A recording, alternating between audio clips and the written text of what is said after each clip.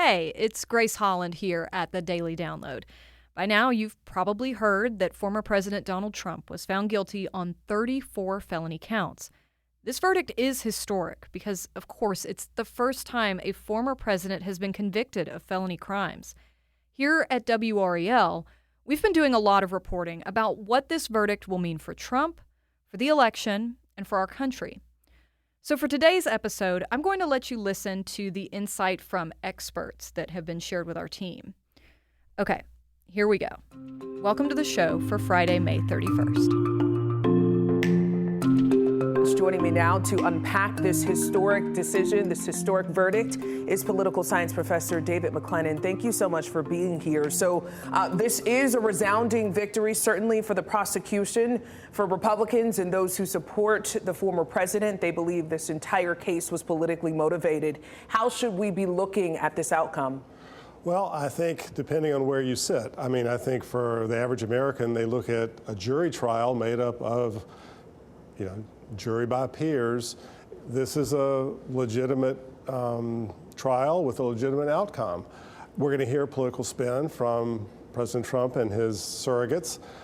So I think for a large number of Americans, they're going to see it exactly like President Trump described it. And that's what we're going to hear from now until Election Day. One half of the country talking about an illegitimate process, and the other half talking about this is like every other trial. There's also this third of this country, though, that said that they don't feel necessarily comfortable voting for someone who's been convicted of a felony. How much do you think that's going to play a role in this upcoming election? I think it's going to play a major role because we know this is going to be a very tight election. It doesn't take but a shift of a couple of percentage points. So those people who are not necessarily crazy about Joe Biden now may think differently about Donald Trump. So in a close election year, in a close election state like North Carolina, we'll be looking at polls from now until Election Day to see what the impact is going to really be. You're an historian in addition to being a political scientist, David, and I know that this is an historic day and a bit of a somber day for our country. How are you taking in such an outcome? It's a serious day, as you said.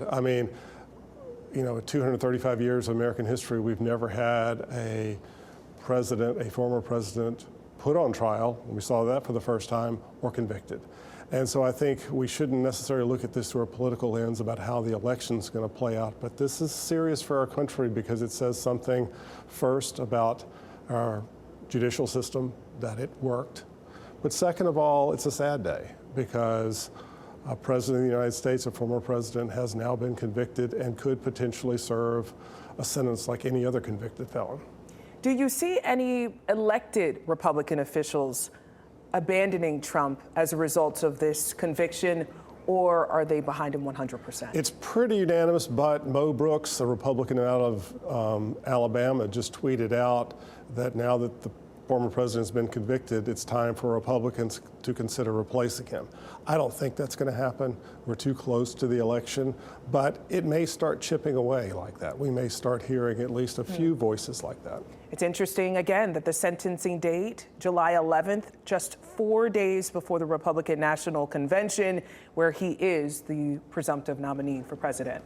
It was going to be wild to begin with, but now with sentencing just a few days before the convention starts, it's hard to even imagine what the convention will be like, both with Trump supporters and how riled up they'll be, and also protesters who are protesting against former President Trump.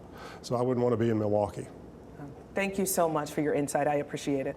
For more insight on the judicial perspective of this, we want to bring in former Superior Court Judge Carl Fox, joining us now live. Judge, thank you for being with us. Certainly, it's a pleasure, Ashley. Guilty on all counts. Were you surprised to see that? No, I was not surprised.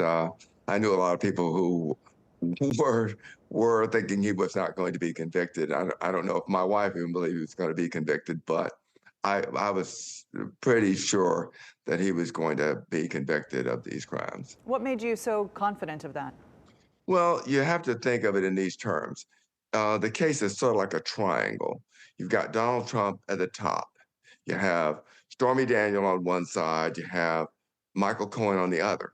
Now, independently, those two have no connection except with Donald Trump. So Stormy Daniels is connected to Donald Trump because she says she slept with him. And then Michael Cohen is connected to Trump because he's his, quote, fixer, unquote. So the only reason for those two to know each other or to come together is over this payment that Michael Cohen says he made of $130,000. And it doesn't make sense that he would make this up and then have to have this other person woven into it independently that he didn't know. And it doesn't make sense that he would go out and borrow $130,000 to make this payment to her if it wasn't for Donald Trump. He has no reason to do that. And he's married, and I can't imagine him going and explaining to his wife he borrowed $130,000 to pay a porn star. That would not be something that would go over very well. All right, let's look to July 11th now. Trump's conduct was an issue with Judge Merchan throughout the trial. He was even found in contempt of court.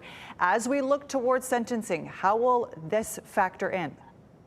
Well, yeah, his conduct has been abhorrent. It has been absolutely the worst possible conduct. It's literally contemptuous of court the way he has behaved. Even after the trial, he's called this a rigged trial, a crooked judge. He's criticized everyone associated with it. And his view of it is he's the only one that's right and knows the truth. And as a judge and as a former judge and as a former prosecutor, I have seen defendants take that tact of everybody's lying but me. And it absolutely seldom works. And in this case, it didn't work. And he said he was going to testify in this case again and again and again, and he didn't. And that isn't surprising because he would have been subjected to rigorous cross-examination, and he wouldn't have known who the state might ask him about while he was on the witness stand. So he made a wise decision not testifying in this case. Mm-hmm. But just really quick, how will his conduct play into sentencing?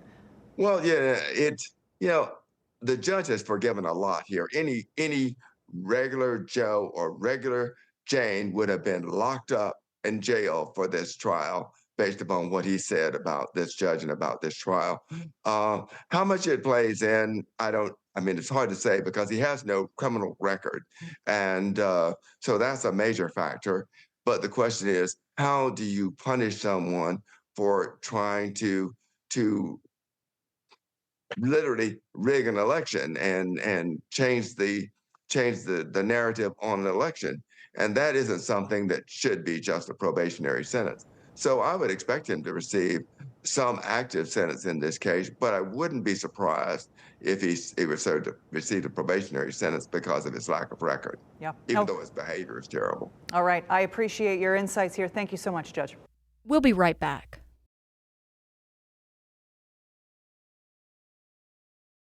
Welcome back. We continue to get reaction after the conviction of former President Trump. Joining us now is former North Carolina Governor Pat McCrory. Sir, thank you so much for joining us. Thank you for having me. Give me your initial reaction here to this verdict. I'm sad for our country because it further exposes the divisions that we have within our country. I think the closest I can remember this type of division, maybe from a court trial, is the O.J. Simpson trial, which just exposed the divisions and the differences that we have. I think the second issue I have is I'm afraid we're politicizing, especially local and state DAs with federal issues. And I'm afraid there could be more exposure of political DAs, which they are politicians, taking suit against people of the opposing party. It can happen with the Republican DAs in the future regarding federal elections, and as it's now happening with a local DA regarding a past federal election. And that's very dangerous precedent. Clearly, the president is still campaigning his way through all of this. And while there might be political motivations, of course, this was a jury of his peers who declared him guilty on all 34 counts. How are voters supposed to internalize that as they decide, even supporters of the former president now? I think there's going to be a lot of confusion. I'm not sure. I think the deciding votes will be the independent votes and maybe those votes who are dissatisfied with both candidates. I was a part of No Labels. which showed 65% of the people were dissatisfied with both candidates. So I think we're unsure at this point in time how this will impact the presidential election. I think a lot's going to happen between now and November. But I think there's a lot of confusion, a lot of suspicion, and that's not healthy for our great country, which is still an experiment. And I want this experiment to succeed and lower the rhetoric and do the best we can. And I think we're the best country in the world, but I think this, again, exposes the divisions that we have. And Governor McCrory, I have 10 seconds for you. Do you plan to vote for former President Trump? One thing I've decided to do, I'm going to keep my vote a secret ballot.